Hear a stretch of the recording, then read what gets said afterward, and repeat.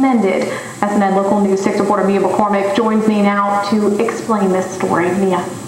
Well, Alice Stone was just not ready to go yet. Several surgeons refused to perform a surgery that would fill a hole in the heart of this 80-year-old grandmother, but her spunk finally convinced one Venice heart surgeon to try. Alice Stone is making lunch and sorting the laundry, household chores that may seem small to most, but for her, they're nothing short of a miracle. Really, all I could do was get up and hope I was able to take a shower and sit the rest of the day. After years of wondering why she couldn't seem to keep up with the rest of the world, a Sarasota surgeon finally found the problem: a hole between the two upper chambers of her heart that she most likely had since birth.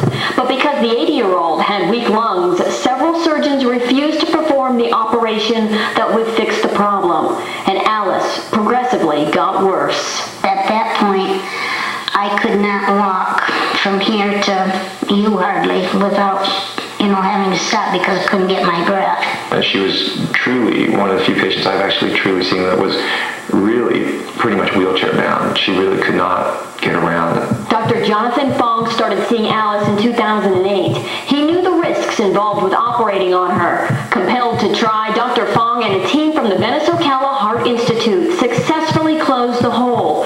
For 20 days, Alice remained unstable, bringing the 81-year-old to the edge of death. But Dr. Fong had faith that she wouldn't give up. Feisty doesn't even begin to describe Mrs. Stone. Alice fought back, and now she's back and better than ever, thanks to a doctor who helped make her heart whole.